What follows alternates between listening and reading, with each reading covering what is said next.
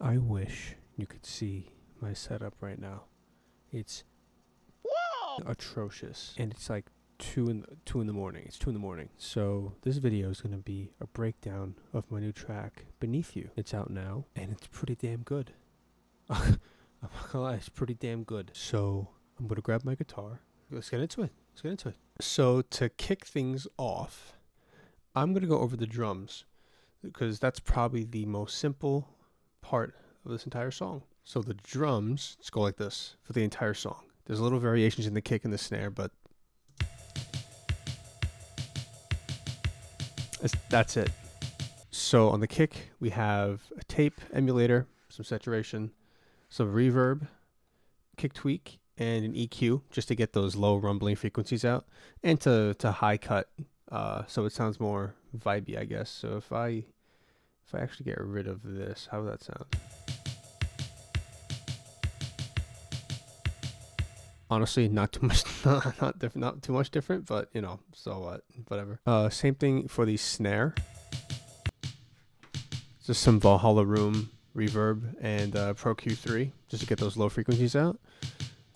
And then the ride is literally just a Pro Q3 EQ, nothing else. They are all getting routed to a bus, but there's no compression on it. I found that the compression didn't really add too much.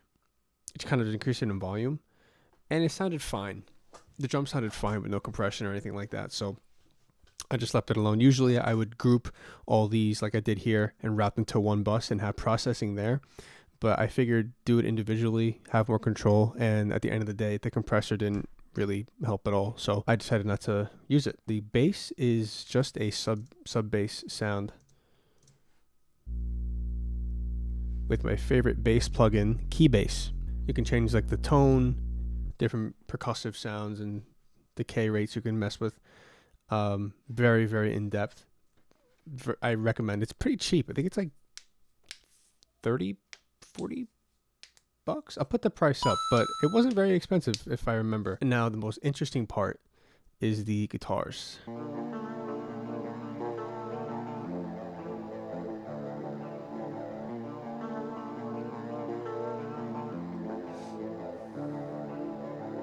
So the guitars are very, very simple. There's a theme going on here. Very, very simple stuff. Before we get into the processing of the guitars, there's a lot going on here.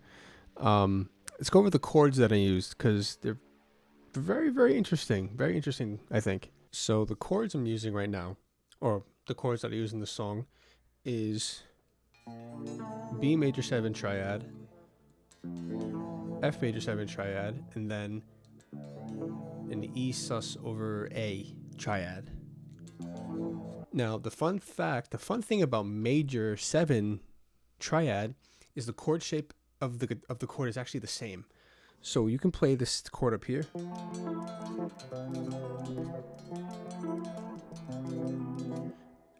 You can move them anywhere. That's how Mary from Alex G is played. It's just the same shape, just moved around different places. The only thing different in that song is that they use this weird chord. I have no idea what that chord is, but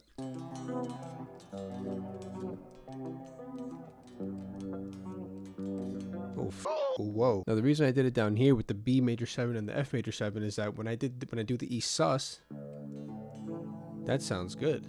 So if I attempt to do the E sus over A chord by just lifting up my finger, if I were to do it on the 3rd fret, if I do it up by the 10th fret,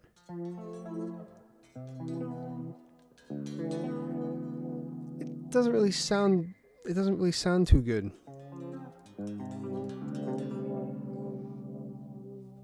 No, not really.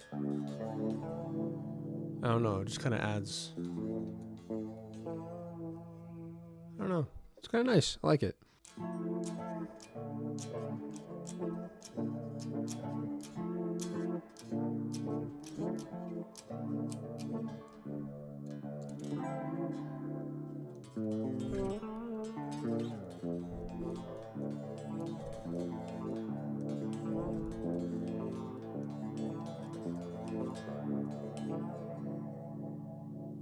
Listen to Alex G. He's good. Let's get into the processing now, because this is actually kind of a nightmare. Oh. I started off with an RC20 retro color. Bear with me, please. So we started off with the bit crusher and a little bit of distortion. That sounds like terrible. So I put an EQ on there, kind of just cutting out, just having only the mid-tones kind of ring out, because those higher frequencies are just crazy. Some tape degradation and stuff. Lo-fi space stereo. This is a decent lo-fi reverb kind of plugin. We have guitar stomp with some chorus compression, which is like doing nothing, actually. That's actually funny. The compressor is literally doing absolutely nothing. We have a tape emulator with some more distortion. And then at the end, we have an EQ, just to clean up some stuff. A lot of resonant frequencies. So for the different layers, I have a kind of pan to the left, the first layer. And then the second layer, more pan to the right. And in this E sus chord here, I felt like there was kind of something missing in the higher frequency, the mid-range. So I added this little thing here to kind of beef it up.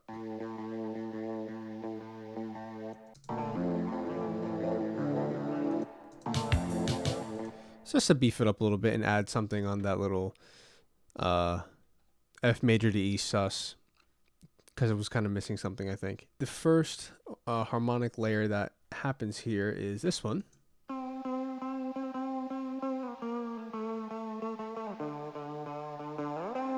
And that happens after the first vocal. We're going to get into the vocals in a second. So this plays a little bit, and then we have this weird drone-y kind of thing.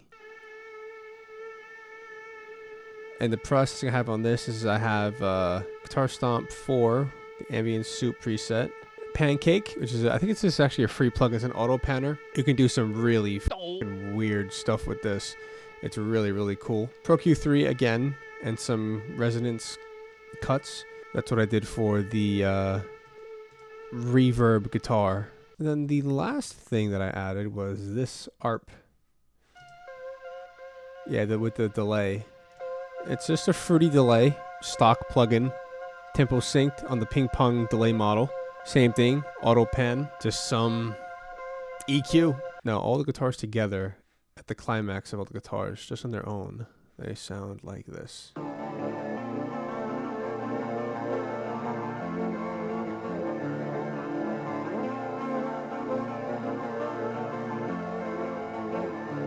File settings, hold on, let me see. I started this on July 17th. So in 10 days, this song was made. So from the 17th to the 27th when the song comes out. Actually, I finished this a lot earlier than the 17th. I mean, earlier than the 27th. So now the interesting part, right? The interesting part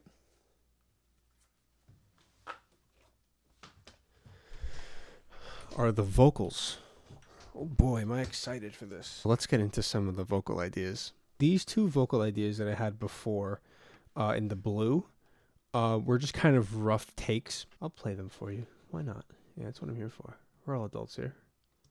Don't you dare cry over me, I've lived pretty long.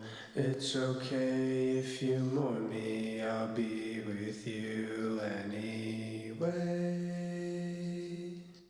Beneath yourself, beneath yourself. Now, I don't know if you can hear that, but you can actually hear the beat of the song through the headphones. That is very unprofessional. Extremely. I was using these headphones, the 990 Pros. I really should have used these, the Sony MDR 7506s. This is why I got these headphones. But do you know why I didn't use them? It's because I'm lazy. I have a Rodecaster Pro right in front of me here, and all the inputs are on the back. And my lazy ass didn't want to get up, have to unplug it, plug it into the interface right next to it. Use closed back headphones when you're recording, please. For the love of God, please. Okay, that's it. All right, sweet. So those two vocal ideas are kind of rough. So I said, you know what, scratch that. I'm going to re-record them. I re-recorded them, and this is what they sound like now. Don't you dare cry over me. I've lived pretty long.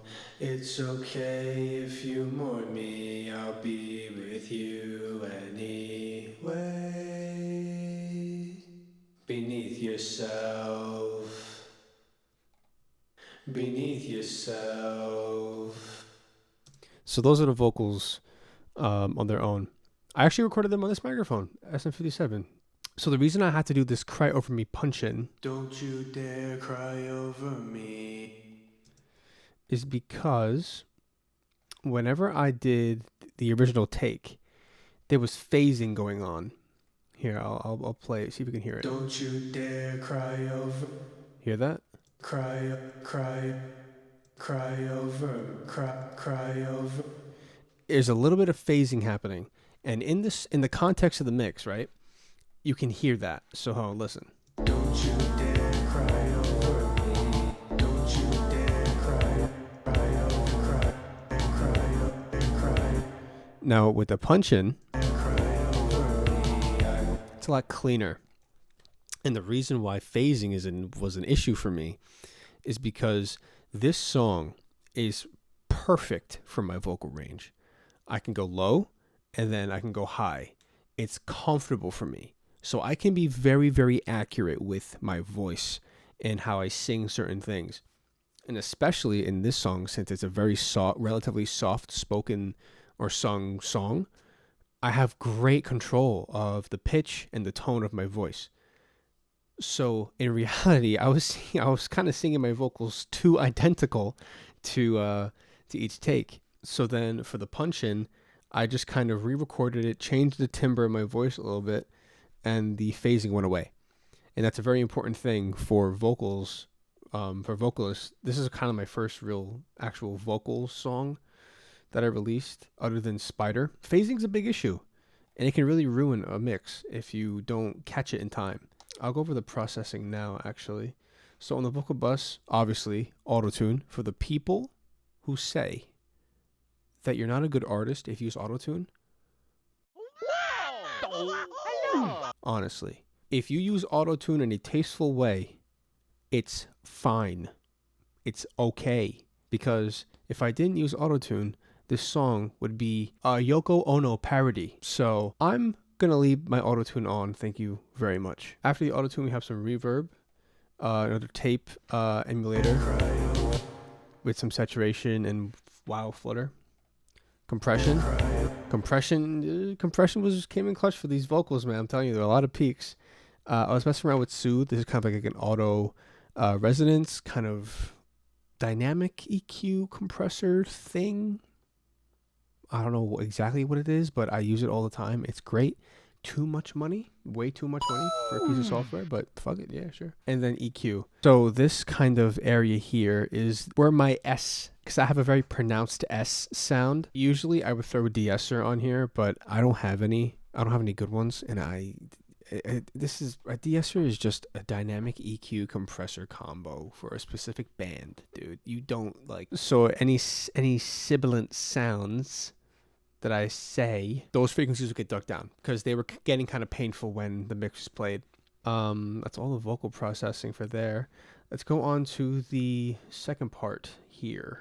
Please love me in the worst way. I'll make sure not to cry. It's so bad you make me like it. Honest, I'd rather die anyway. Beneath yourself. Beneath yourself, I'd rather die anyway. Another important thing when you're doing vocals is that I usually like doubling my vocals and panning them to the left and right. So if I go back to these, or just mute these. Please love me in the worst way. I'll make sure not to cry. It's so... These two tracks, one is panned 55% to the left and 55% to the right. Widens the vocal, kind of pushes it more towards the stereo field. You know, the guitar, the drums are all in mono, even though I do have the guitar the guitar's panned, having wide vocals can really help you fuller sounding vocal. It's the same way with guitars too. So then this kind of ending, not tag, but reverb thing. Beneath yourself, beneath yourself, beneath yourself, beneath yourself, oh my own. Kind of a cute little tag thing to have there. Processing just Valhalla Room, 2 identical instances of Valhalla Room. That's literally it. For the on my own part, actually, though, that's actually panned harder to the left and right. Since that's really reverb more, that's kind of what I want to end the track with. I decided to put more reverb on there and kind of just crank them to the left and right. And I actually, it's a different bus. No, they're going to the same bus, never mind. But the bus is different from the vocal bus. So there's no RC20. There's just auto-tune, Valhalla, tape, fruity balance. I don't know why I did the fruity balance. Oh, that's why. The on was kind of... Yeah, the on was kind of too enthusiastic. And then the outro...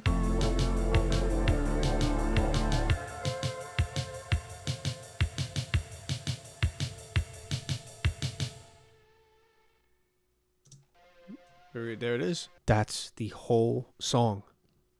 That's the whole thing. It's so simple. It's kills me how simple this is. There's a song. I'm gonna give you a sneak peek. Actually, you guys remember this, right?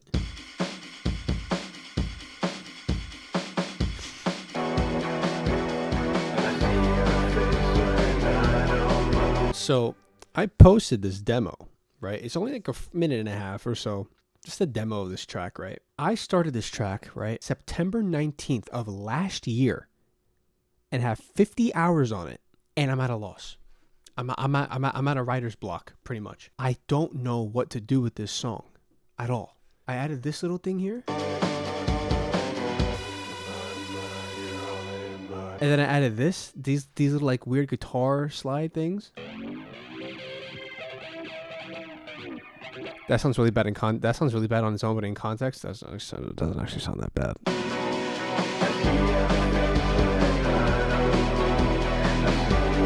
And then I added these like weird upper harmony things here.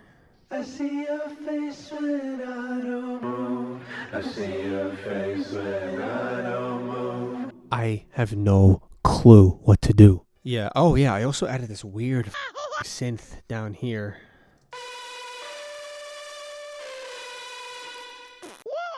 Dude, oh my god. Oh wait, I have it high pass. This is one of those tracks where it's like I definitely overcomplicated it for myself. I mean, look how many vocal tracks are. Oh, dude, I don't know what I was doing here. This is definitely one of those tracks where it's like, yeah, it's gonna be released eventually. That's actually sad, dude. That's sad. 50 hours on a track that I don't even know if I'm going to release. So I'm not really going to go into the mastering process. It was really simple. I just threw a soothe, a limiter, and a glue compressor, an SSO glue compressor, and I called it a day. Yeah, it's definitely one of my favorite tracks I've made so far. But yeah, that was Beneath Yourself. I have a collab with this guy, Bug. It's this really cool, weird, spoken word, vibey, really lo-fi, sad type thing. Really, really excited for that to come out on his Spotify and YouTube and stuff like that. But yeah, really proud of this track. Hope you enjoy it. I'm gonna go to bed now. It's 3 in the morning now, and I don't know if you could tell by the quality of me in the video. I'm pretty tired. Catch you later in my next release. Be good. I got nothing. All right, see you guys.